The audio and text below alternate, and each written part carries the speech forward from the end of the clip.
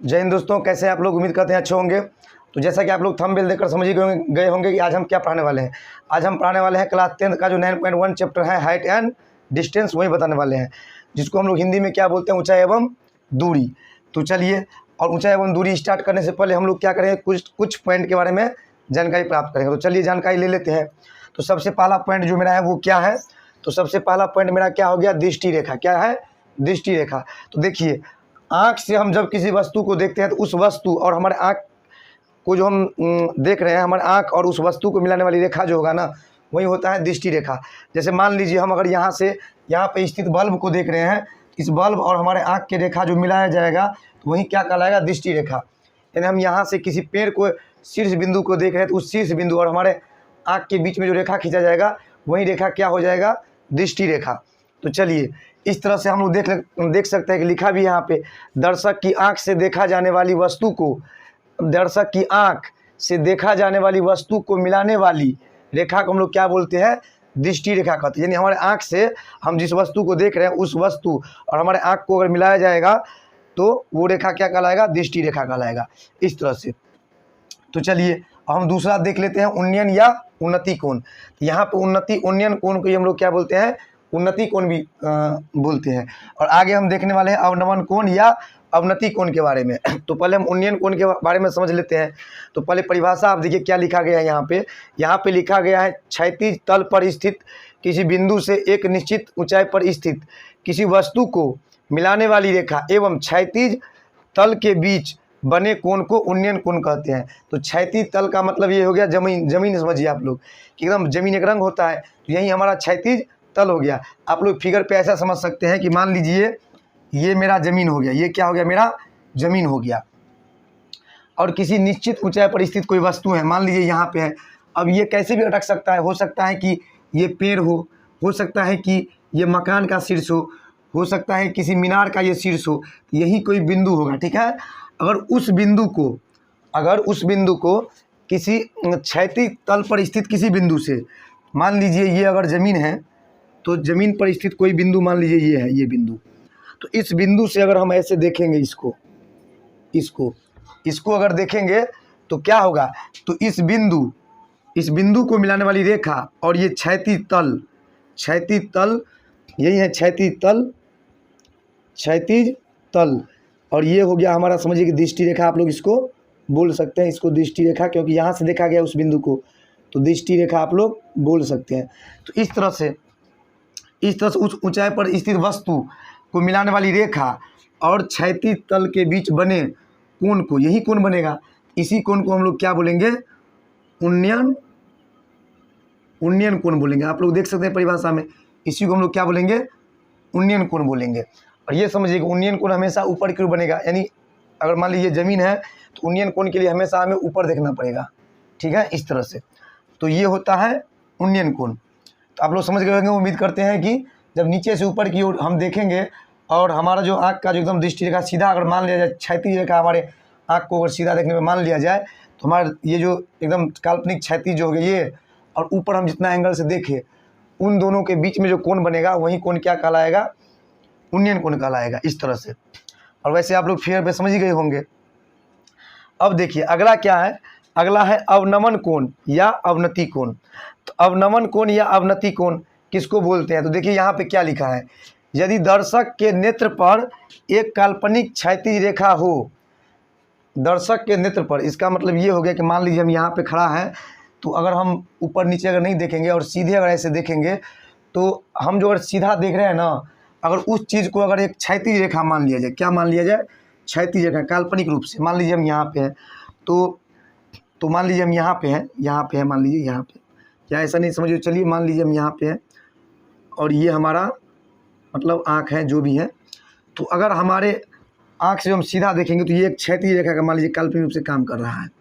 तो वहीं पे लिखा है कि यदि दर्शक के नेत्र पर एक काल्पनिक क्षैतिज रेखा हो, तो मान लीजिए हमारे नेत्र पे क्या है, एक काल्पनिक क्षैतिज रेखा है, एकदम सीधी रेखा है, इस तरह से नेत्र पर एक काल्पनिक क्षैतिज रेखा हो, तो इस क्षैतिज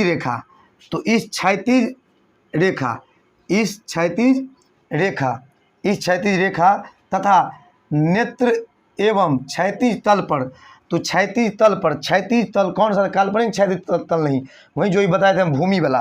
तो मान लीजिए भूमि पर कोई ये क्षैतिज तल है, क्षैतिज तल, ये तो मेरा काल्पनिक हो गया जो हम देख रहे हैं सीधे। तो ये हो गया क्षैतिज तल हो गया, समझिए ये जमीन हो गया, जमीन पर। तो क्षैतिज का गया, क्षैतिज तल पर स्थित वस्तु को, मान लीजिए यहाँ पे कोई वस्तु होगा यहाँ पे, तो वस्तु को मिलाने वाली दृष्टि रेखा, मान लीजिए अब यहाँ से हम क्या करेंगे, अपने आँख को नीचे की ओर देखेंगे।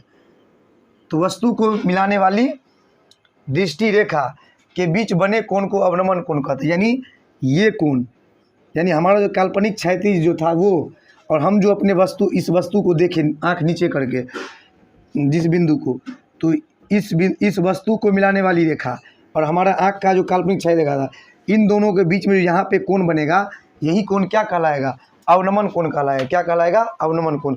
आप मिला जुला के ये समझ सकते हैं कि आप मकान उकान पे रहिएगा और सीधा देखिएगा कहीं पे, तो वो आपका क्या हो गया, एकदम काल्पनिक क्षैतिज रेखा हो गया सीधी में, ठीक है।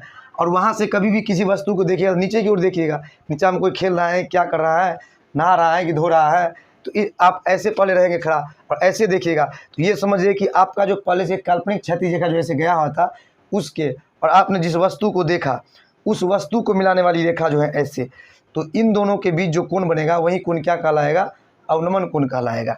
और अवनमन कोण हमेशा ऊपर से नीचे की ओर बनता है, इस तरह से देखिए, यही है अवनमन कोण, अवनमन कोण, यही क्या है, अवनमन कोण है। क्या है, अवनमन कोण। और एक चीज़ आप लोगों को बता दें कि अवनमन कोण क्या होता है, उन्नयन कोण के बराबर होता है। अवनमन कोण बराबर उन्नयन कोण क्या होता है, तो देखिए मान लीजिए ये एक क्षैतिज रेखा है जमीन पे, और ये हमारे आँख का क्षैतिज रेखा यानी सीधी रेखा हो गया इस तरह से। अब देखिए यहाँ से जो एक तिर्यक रेखा जो काटी है, तो हम लोग पढ़े हैं 9th में भी और पहले भी आप लोग कितना जगह पढ़े होंगे, तो आप लोगों को पता होगा कि जब दो समानांतर रेखा को कोई तिर्यक रेखा प्रतिच्छेद करता है, इस तरह से करे चाहे इस तरह से करे, तो क्या होता है ना कि ये कोण बराबर होता है इस कोण के, किससे, एकांतर कोण से। तो यहाँ भी देखिए वही है, मान लीजिए इसको अगर ऐसे ऐसे कर दे और इसको ऐसे ऐसे है, तो ये कोण जो है बराबर होगा किस कोण के, इस कोण के। इस तरह से मान लीजिए हम मकान पे है ऐसे, तो ये कोण जो है बराबर होगा किस कोण के, इस कोण के। क्यों, किस से, तो एकांतर कोण से। तो ये अवनमन कोण है, और जब हम नीचे से ऊपर की ओर देखते हैं तो उन्नयन कोण होता है। तो अवनमन कोण जो है किसके बराबर होता है, उन्नयन कोण के। और इधर से देखा जाए तो इसको बोलेंगे हम, इसको अगर ऊपर में देखा जाए यहाँ से तो उन्नयन कोण हो जाएगा, उन्नयन कोण। उम्मीद करते हैं समझे होंगे। तो आप लोग को ये याद रखना है कि अवनमन कोण और उन्नयन कोण क्या होता है, बराबर होता है। हम लोग को कभी भी अगर अवनमन कोण भी देगा ना, तो हम लोग क्या करेंगे, उसको उन्नयन कोण के बराबर कर देंगे, और उन्नयन कोण से ही क्या करेंगे, काम करने वाले हैं। तो चलिए उम्मीद करते हैं ये समझे होंगे। तो चलिए हम अब बढ़ते हैं सवाल की ओर। तो 9.1 का जो हम पहला सवाल लेके आते हैं, तो चलिए बढ़ते हैं आगे। आप लोग स्क्रीनशॉट लीजिए।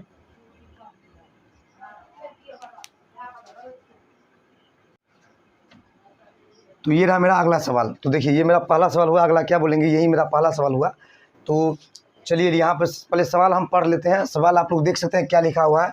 यहाँ पे लिखा है कि सर्कस का एक कलाकार एक 20 मीटर लंबी डोर पर चढ़ रहा है जो अच्छी तरह से तनी हुई है और भूमि पर सीधे लगे खंभे के शिखर से बंधा हुआ है। यदि भूमि स्तर के साथ डोर द्वारा बनाया गया कोण 30 डिग्री हो तो खंभे की ऊंचाई ज्ञात कीजिए। और इसके लिए फिगर भी दे दिया है आपके बुक में ही, नहीं तो हमको फिगर बनाना पड़ता।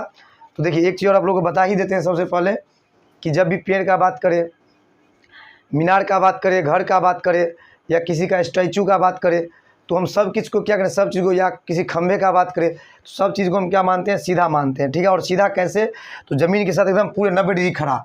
मान लीजिए अगर ये कोई ये ज़मीन हो गया हमारा, तो कोई भी चीज़ खड़ा रहेगा तो एकदम पूरे सीधा, यानी ये 90 बनेगा। अब भले हो सकता है इसका शिखर तो ये हो गया, शिखर का मतलब शीर्ष बिंदु, यानी हमारा शिखर ये माथा हो गया, और हमारा पाद बिंदु क्या हो गया, तो मेरा पैर हो गया पाद बिंदु। तो इस तरह से, तो मान लीजिए अगर ये कोई पेड़ होगा तो पेड़ का ये शिखर हो गया और ये हो गया पाद बिंदु। कोई अगर मीनार है, मान लीजिए मीनार है, तो मीनार का ये शिखर हो गया और ये हो गया पाद बिंदु, यानी जो बिंदु ज़मीन पे रहता है, यानी जिस बिंदु को ज़मीन पे गाड़ा गया रहता है, ठीक है, वही चीज़ पाद बिंदु कहलाता है। इस तरह से तो हम लोग देखेंगे इसको, बाद में चर्चा ही करेंगे ही इस पर। तो सबसे पहले हम लोग यहाँ पर देख लेते हैं। तो शीर्ष जब भी बोले समझ आए कि एकदम माथा पर उस तरह से। तो चलिए यहाँ पे सवाल को देखते हैं और क्या बोल रहा है सर, उसको हम लोग पढ़ लेते हैं फिर से एक बार। लिखा है सर्कस का एक कलाकार एक 20 मीटर लंबी डोर पर चढ़ रहा है। एक 20 मीटर लंबी डोरी पर क्या चढ़ रहा है, तो इतने की लंबी सूतल रहेगा तो उस पर चढ़ेगा। तो 20 मीटर लंबी डोरी पर मतलब डोर लिखा है तो वही हो गया, डोर पर चढ़ रहा है, जो अच्छी तरह से तनी हुई है और भूमि पर सीधे लगे खंभे। तो भूमि पर कोई खंभा है सीधा लगा हुआ, चलिए हम बनाते हैं। तो मान लीजिए ये कोई खंभा है, यहीं पे बनाते हैं। मान लीजिए ये कोई खंभा है, हम आंसर लिखते हैं यहाँ पे, बनाना शुरू करते हैं। तो मान लीजिए ये कोई खंभा है, ये क्या हो गया, खंभा। इसको हम क्या मान लिए, खंभा। ये खंभा है, तो ये क्या है, ये खंभा है और क्या क्या इस भूमि पर किसी एक बिंदु से, भूमि पर कोई बिंदु है, उस बिंदु से एक रस्सी को क्या किया गया है, इस खंभे के शीर्ष से बांध दिया गया है। कैसे बांधा है, तो पूरे तान करके बांध दिया है, पूरे तान करके बांध दिया। और इस रस्सी की लंबाई कितना है, तो 20 मीटर है। इस रस्सी की लंबाई कितना है, 20 मीटर, यही रस्सी है। लिख देते हैं आगे में यहाँ पे, ये है रस्सी। और फिगर में आपको दे भी दिया है कि ये है ए, ये है बी और ये क्या है, सी, इस तरह से। और बोल रहा है कि और ये रस्सी जो है ज़मीन के साथ, और ये रस्सी जो है उसके शीर्ष पे जो बंधा हुआ है, तो इन दोनों के बीच जो कोण बन रहा है, यहाँ पे यहीं पे कोण बनेगा। ये कोण कितना डिग्री का बन रहा है, तो 30 डिग्री का बन रहा है। और देखिए ये खंभा है ना, तो ये ज़मीन के साथ क्या करेगा, ज़मीन पे 90 डिग्री का कोण बनेगा इस तरह से। अभी बोले भी थे और वहाँ पे दिया भी है फिगर में, तो इस तरह से। तो इस तरह से हमारी ये फिगर हो गया। अब देखिए ये हो गया रस्सी और ये हो गया खंभा, और भूमि पर कोई खुटरी उटरी होगा, उस खुटरी से जोर से खंभे के शीर्ष को क्या किया गया, बांध दिया गया है। सर्कस का कोई कलाकार जो होगा ना, वो इसी पर लाद दे के चढ़ेगा। और हम इसको ये मान के चलेंगे कि पूरा तना हुआ है, इन्हें की लाद देंगे तो पच करेगा, पचकना नहीं है इसको, इस तरह से।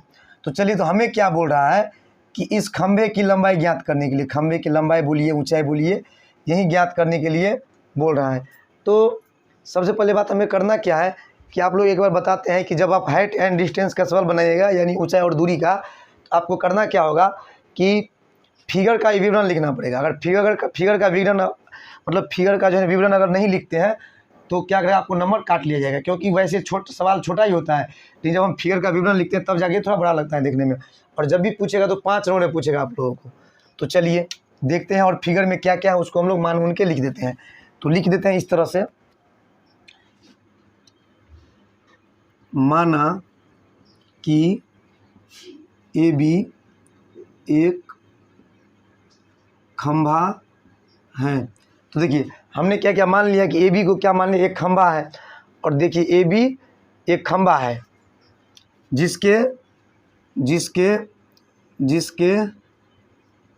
शीर्ष ए पर, जिसके शीर्ष ए पर भूमि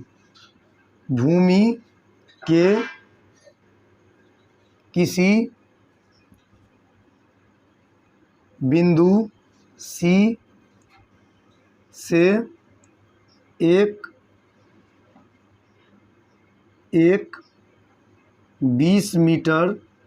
एक 20 मीटर लंबी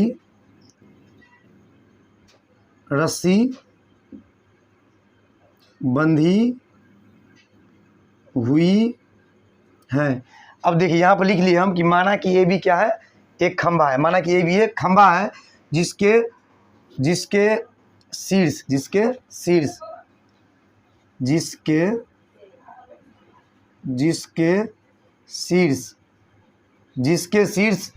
ए पर भूमि के किसी बिंदु सी से एक 20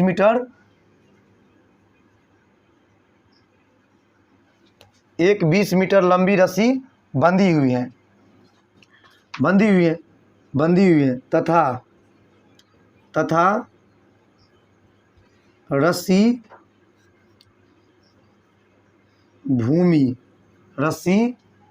रस्सी क्या लिखा हुआ है, बंधा हुआ है, रस्सी भूमि स्तर तथा रस्सी भूमि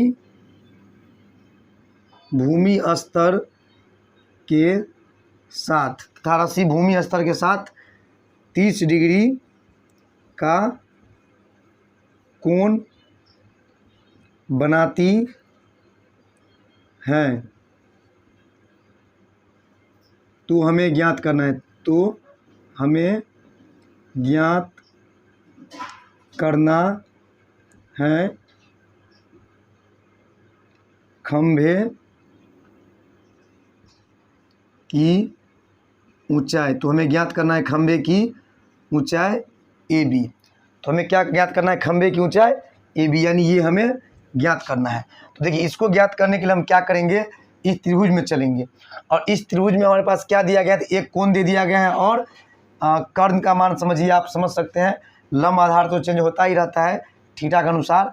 तो यहाँ पे क्या किया गया है, हमारे पास जो है ना कर्ण का मान दिया गया है 20 मीटर। देखिए, अगर हमारे पास इस भुजा का मान और इस भुजा का मान दोनों का दिया रहता तो हम जो है पाइथागोरस प्रमेय से इसका जो है फटाक से निकाल लेते। लेकिन हाइट एंड डिस्टेंस में क्या किया जाता है कि आपको किसी एक भुजा का मान देगा और कोण दे देगा, ताकि आप उस कोण और दिया गया भुजा के माध्यम से आपको जिस भुजा का मान चाहिए उस भुजा का मान ज्ञात कर सके। तो चलिए, तो सबसे पहले हम लिख लेंगे कि हमें ये त्रिभुज जो है उस त्रिभुज का नाम लिख लेंगे।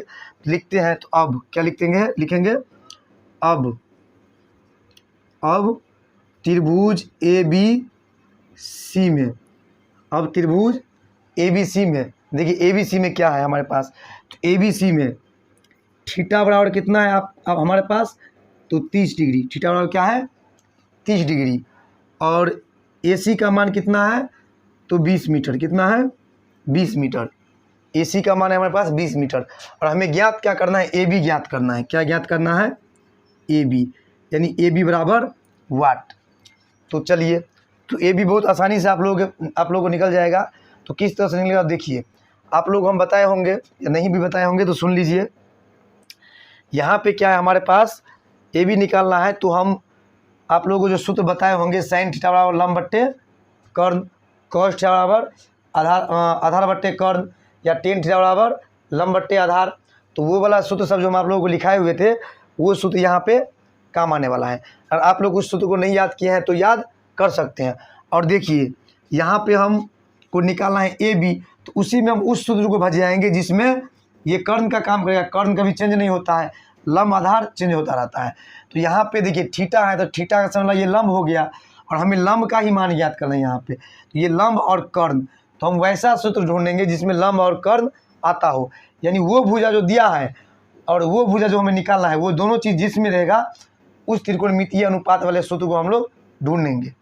तो चलिए, ये लंब और ये कर्ण, तो लंब और कर्ण वाला जो सूत्र है वो कौन सा है, तो लंब और कर्ण वाला सूत्र एक तो हो गया साइन थीटा और एक और है कौन सा, तो कोसेक थीटा। तो आप दोनों में से कोई भी लगाएगा तो आपको आंसर आएगा ही आएगा। तो चलिए, यहाँ पर हम क्या लगाने वाले हैं, साइन थीटा। और साइन थीटा का सूत्र क्यों लगा रहे हैं, क्योंकि साइन थीटा में लंब और कर्ण आता है। तो लंब ये हो गया और कर्ण ये हो गया, क्योंकि थीटा का समय वाला लंब होता है और कर्ण कभी चेंज ही नहीं होता, इसीलिए हम साइन थीटा ही लगाएंगे। न कोई पूछता रहता कि सर कॉस क्यों लगा दिए, टेन क्यों लगा दिए, वो भी लगाएंगे, मौका आने पे, समय आने पे वो भी लगाएंगे। आप लोग अभी देखिए ये चीज़, तो लिखेंगे इतना, तो इतना AB, तो लिखेंगे अब इतना A वाट। तो साइन थीटा बराबर क्या होता है, तो आप लोग पता है लंब बट्टे कर्ण। तो थीटा का समझ लंब, तो लंब का नाम कितना है, AB। तो यहाँ पे हम भुजा लिख देते AB। और कर्ण, तो कर्ण का मान कितना है, तो AC, मतलब भुजा का नाम क्या है, AC। तो इस तरह से हम AC दे दिए। और नहीं पता है आप लोग तो यहाँ पे लिख भी देते हैं, साइन थीटा बराबर क्या होता है, लंब बट्टे कर्ण। साइन थीटा बराबर लंब बट्टे कर्ण, इस तरह से। तो देखिए नीचे तो ज़्यादा नीचे हो जाएगा, तो चलिए हम यहाँ पे दिखा देते हैं आप लोगों को। तो साइन थीटा क्या है, AB बट्टे AC। तो आप लोग नीचे ही लिखिएगा, यहाँ पे हमारे पास जगह का अभाव है इसीलिए यहाँ पे लिख रहे हैं। तो इस तरह से, तो यहाँ पे हम क्या करेंगे, लिख देंगे साइन थीटा। तो साइन थीटा का मान कितना है, 30 डिग्री। तो यहाँ पे हम 30 डिग्री दे देंगे। अब बराबर है तो बराबर, और AB का मान कितना है, तो AB का मान कुछ नहीं, तो हम AB ही छोड़ देंगे। और आप लोग इच्छा हो कि यहाँ पर हम H मान लें AB को, वो भी मान सकते हैं। हमारा आदत नहीं है मानने का, हम जो ही रहता है उसी पे बना देते हैं इसलिए। तो चलिए अब यहाँ पे देखिए AC का मान कितना है, AC का मान दिया गया है 20 मीटर, तो यहाँ पे हम 20 दे दिए, बाद में मीटर उटर लिख देंगे। अब देखिए sin 30 का मान कितना होता है, तो sin 30 का मान कितना होता है 1/2। sin 30 का मान होता है 1/2, अब बराबर है तो बराबर। अब AB का मान कितना है, तो AB का मान नहीं है पता, तो AB को हम AB ही रहने देंगे, और 20 है तो 20। अब क्या करने वाले हैं, हम कोना कोनी गुना कर देंगे। आप यहाँ चाहे तो इसको इससे भी टपका सकते हैं, तो वैसे हम कोना कोनी गुना कर देते हैं ताकि आप लोगों को पूरा समझ में आए। लिख देते हैं या देखिए 2AB बराबर 20, तो इसीलिए AB बराबर कितना हो जाएगा 20/2, तो 2 धन 20, तो AB का मान कितना हो गया 10 मीटर। यानी इस खंबे का लंबाई हमें निकालना था, और खंबे का लंबाई क्या है AB, तो AB का ही मान निकालना था और निकल गया 10 मीटर। तो लिखेंगे अतः खंबे की लंबाई बराबर 10 मीटर। क्या लिखेंगे, अतः खंबे की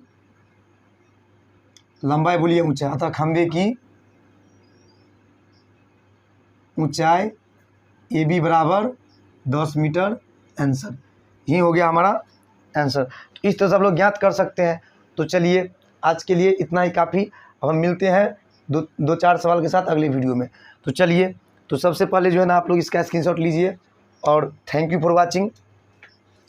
तो चलिए।